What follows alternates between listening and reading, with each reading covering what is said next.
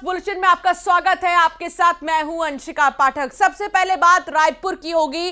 रायपुर में फायरिंग से दहशत का माहौल है। लाभांडी इलाके में गोली चली है, युवक ने फायरिंग की है। तेलीबांधा पुलिस मौके पर पहुंची, आरोपी युवक को गिरफ्तार कर लिया गया है। फिलहाल आरोपी युवक को गिरफ्तार कर लिया गया है। छत्तीसगढ़ से ये बड़ी खबर आपको बता रहे हैं, जहां फायरिंग से दहशत का माहौल है। हालांकि सुरक्षा के लिहाज से पुलिस की नजर यहां पर बनी हुई है।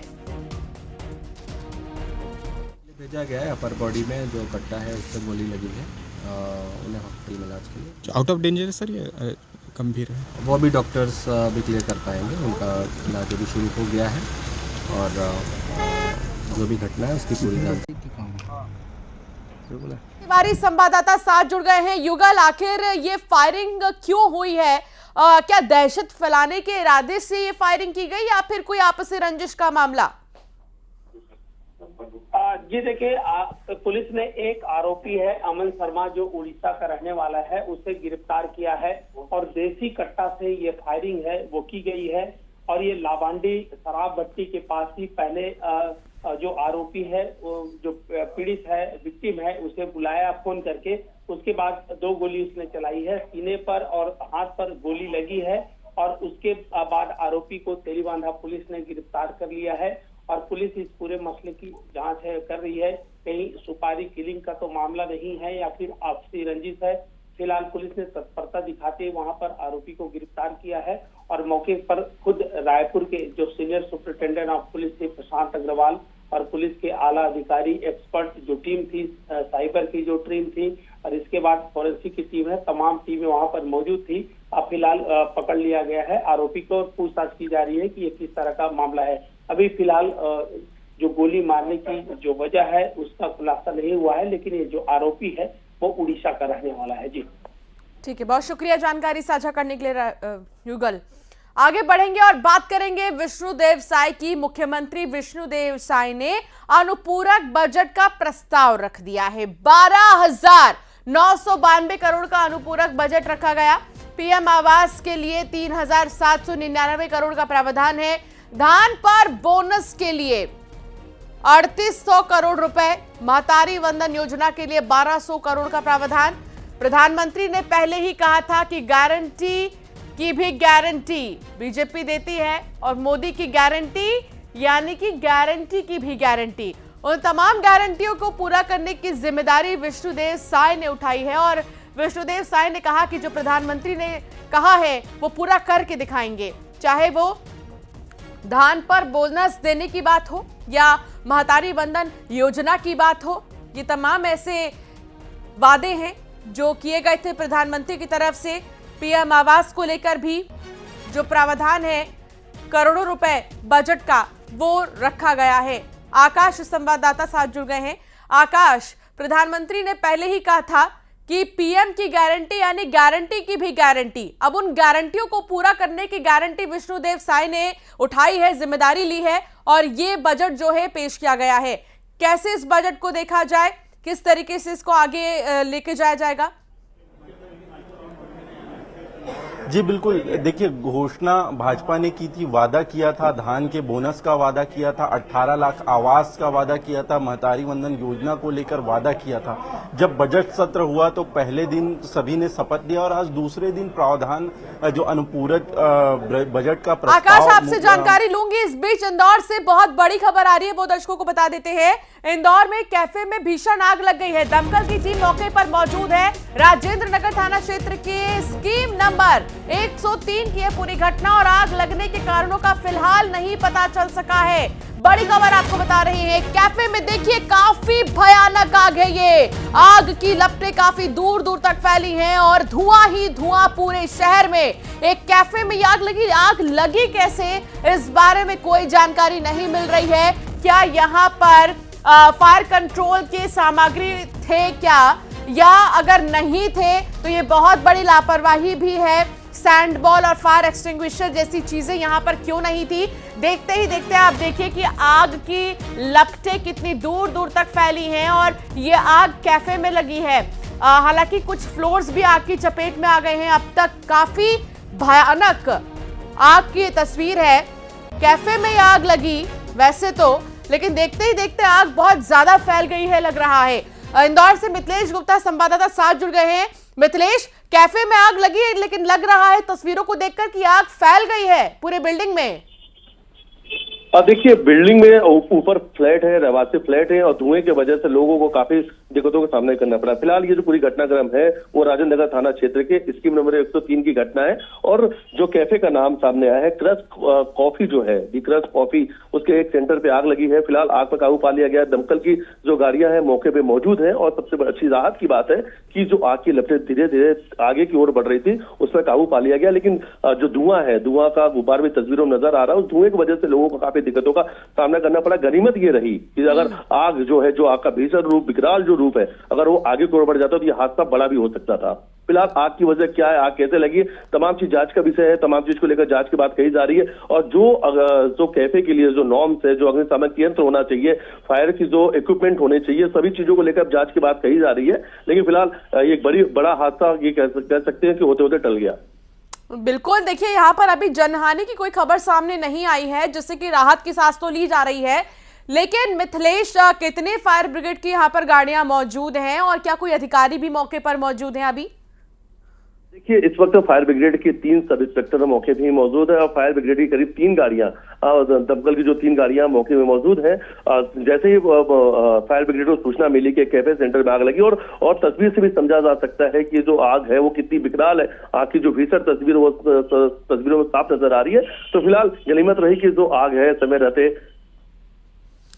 बिल्कुल समय रहते आग पर काबू पा लिया गया है। ये बहुत बड़ी बात है। बहुत शुक्रिया मिथिलेश जानकारी साझा करने के लिए।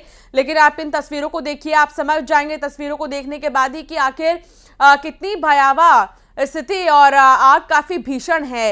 विधानसभा की कार्यवाही कल तक के लिए अब स्थगित कर दी गई है। विधानसभा के शीतकालीन सत्र के दूसरे दिन राज्यपाल का अभिभाषण हुआ। छत्तीसगढ़ में गुड गवर्नेंस हो, जो वादे किए गए हैं वो पूरे हो, ये राज्यपाल ने कहा। पक्ष और विपक्ष दोनों की भावनाओं का पूरा सम्मान हो, ये भी राज्यपाल ने कहा।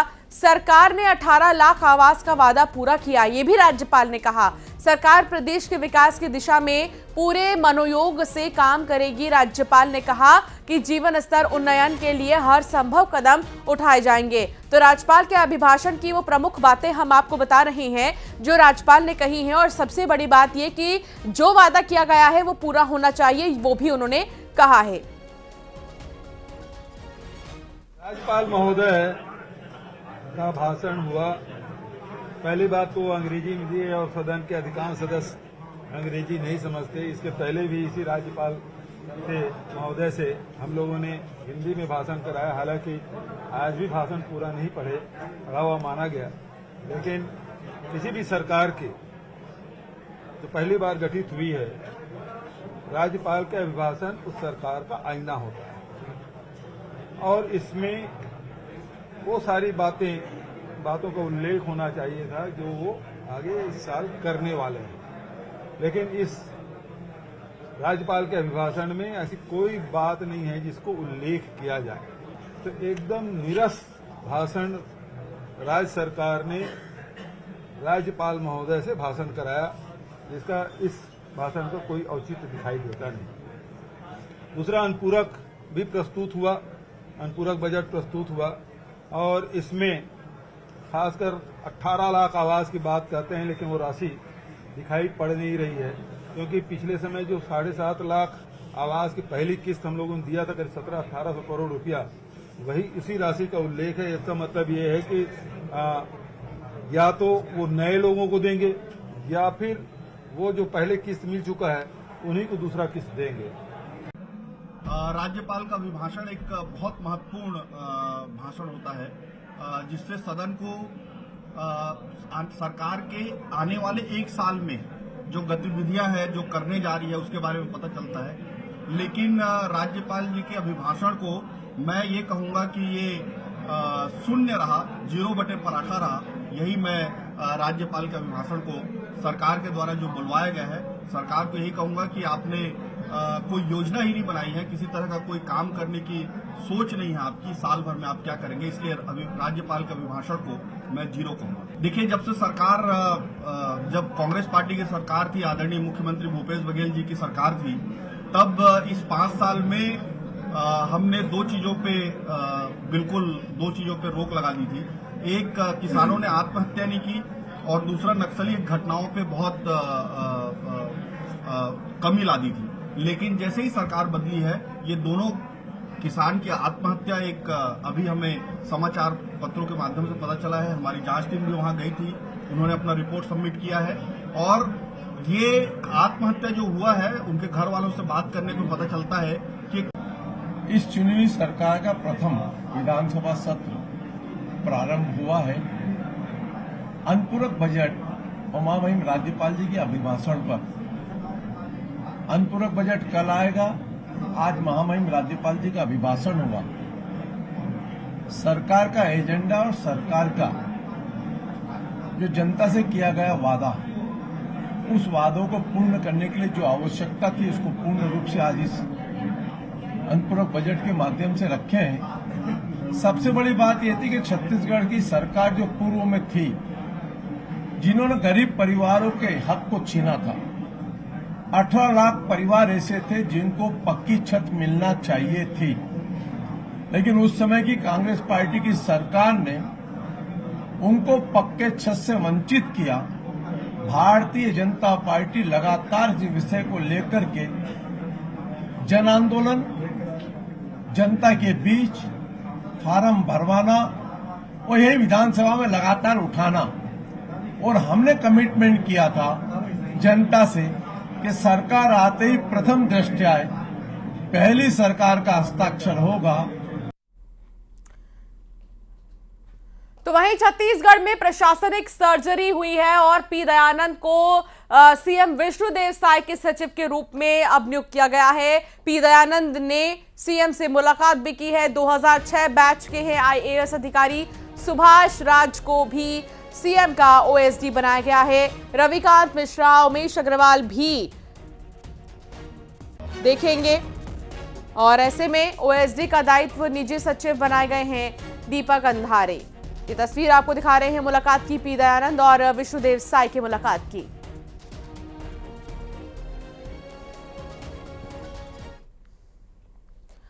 सुकमा से बड़ी खबर आ रही है, जहां सुरक्षा बलों ने ध्वस्त किए नक्सली कैंप। नागाराम के कोतापल्ली इलाके में नक्सली कैंप को ध्वस्त किए गए हैं। घने जंगल में नक्सलियों ने कैंप बनाया था। डीआरजी और कोरबा बटालियन के साथ नक्सलियों की मुठभेड़ हुई। 5 से 6 नक्सलियों को गोली लगने की भी खबर सामने आ रही है और भारी मात्रा में नक्सलियों की सामग्री बरामद हुई है। इलाके में लगातार जवानों की तरफ से सर्चिंग जारी है। नागाराम एवं गुत्तापल्ली के आसपास के जंगलों में नक्सलियों के उपस्थिति की लगातार आसूचना आ रही थी।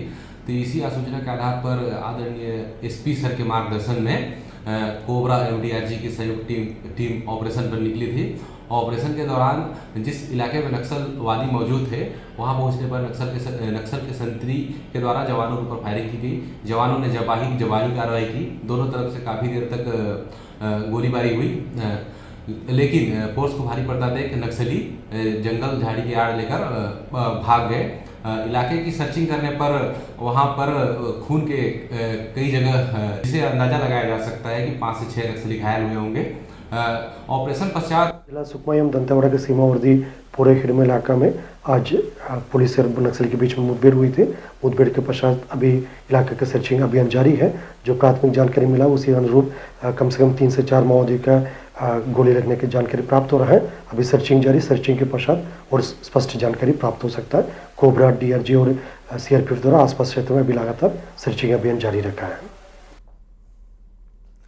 खबर गरियाबंद से है, जहां पुलिस का अभियान जारी है। नक्सलियों के आत्मसमर्पण के लिए यह अभियान चल रहा है। नक्सल प्रभावित क्षेत्र गौना पहुंचे हैं एसपी। नक्सली प्रमिला के परिवार से मुलाकात की। आत्मसमर्पण नीति के तहत मदद मुहैया कराने की बात भी कही गई है।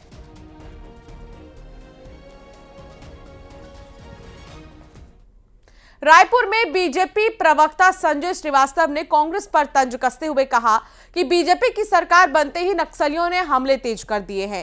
कांग्रेस के जाने का असर नक्सलियों में साफ नजर आ रहा है।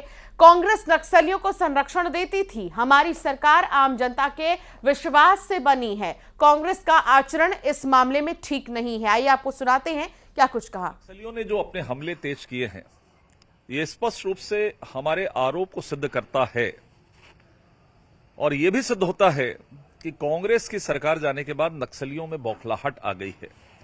और आपने देखा कि पिछले 15 दिनों में कई घटनाएं, नक्सली घटनाएं इस प्रदेश के अंदर में हुई। उस पर कांग्रेस का जो स्टैंड 5 साल नहीं रहा, और वो दिन भी याद है जब कांग्रेस की सरकार 2018 में आई, नक्सली यह कहते हुए पाए गए थे कि हमारी सरकार आई।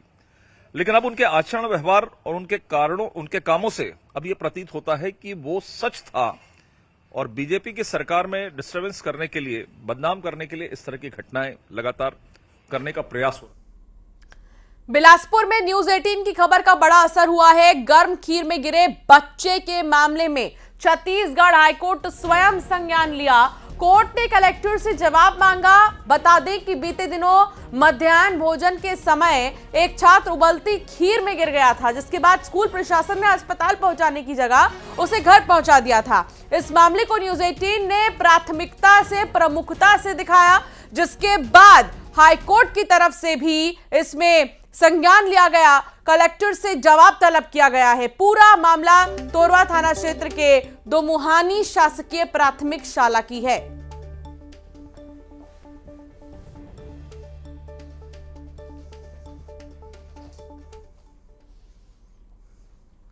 आईपीएल में छत्तीसगढ़ के 3 खिलाड़ी हरप्रीत सिंह भाटिया, शशांक सिंह और अजय मंडल जलवा बिखेरेंगे। शुभम अग्रवाल को जगह हालांकि नहीं मिली है।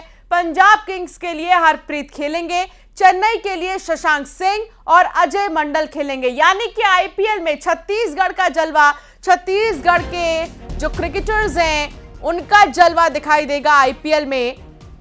और एक तरह से इसे गर्व की बात कह सकते हैं। छत्तीसगढ़ के ये 3 खिलाड़ी हैं और इन तीनों का ही जलवा आईपीएल में देखने को मिलेगा। अयोध्या में 22 जनवरी 2024 को रामलला के प्राण प्रतिष्ठा समारोह में निहंग बाबा फकीर सिंह के 8वें वंशज बाबा हरजीत सिंह रसूलपुर लंगर लगाएंगे। अयोध्या प्रशासन ने उन्हें लंगर लगाने की अनुमति दे दी है। बाबा हरजीत सिंह अयोध्या में लंगर लगाकर हिंदू सिखों की एकता का संदेश देना चाहते हैं। साथ ही वो ये भी बता रही हैं, राम मंदिर के लिए पहली लड़ाई में सिख शामिल हुए थे। बाबा हरजीत सिंह रसूलपुर ने बताया है कि 1858 में निहंग बाबा फकीर सिंह के नेतृत्व में 25 निहंग सिखों ने बाबरी मस्जिद ढांचे पर कब्जा किया था। 25 दिनों तक वो यहां पर रहे। इस दौरान निहंग सिखों ने यहां पर भगवान राम की पूजा की और हवन किया। बाबा फकीर सिंह के कब्जे को छुड़ाने के लिए 30 नवंबर 1858 को तत्कालीन अवध थाने में एफआईआर दर्ज की गई, जो कि निहंग बाबा फकीर और उनके साथियों के खिलाफ थी। 1858 ਦੇ ਵਿੱਚ ਆਪਣੇ ਨਿਹੰਗ ਸਿੰਘ ਸਾਥੀਆਂ ਦੇ ਨਾਲ ਉਹਨਾਂ ਮੁਸਲਮਾਨਾਂ ਤੋਂ ਉਸ ਮਸਜਿਦ ਨੂੰ ਆਜ਼ਾਦ ਕਰਾ ਕੇ ਦੁਬਾਰਾ ਉੱਥੇ ਰਾਮ ਦੇ ਨਾਮ ਦਾ ਹਵਨ ਕੀਤਾ। ਉਪਰੰਤ ਉਹਨਾਂ ਦੇ ਅੰਗੇਸਟ ਉੱਥੇ ਦੀ ਕੋਤਵਾਲ ਦੇ ਵਿੱਚ ਐਫਆਈਆਰ ਕੱਟ ਹੋਈ ਤੇ ਜਿਹਦੇ ਆਧਾਰ ਤੇ ਸਾਨੂੰ ਉਹ ਪਿਛਲਾ 700 ਸਾਲ ਵੀ ਉੱਥੇ ਪਹਿਲਾਂ ਰਾਮ ਮੰਦਿਰ ਸੀ ਉਹਦੇ ਪ੍ਰੂਫ ਮਿਲੇ। ਤਾਂ ਅੱਜ ਉਹ ਸੁਪਰੀਮ ਕੋਰਟ ਦੀ आजादी नाल उथे राम जी बराज रहे ने। और एक नजर छत्तीसगढ़ की टॉप 20 खबरों पर।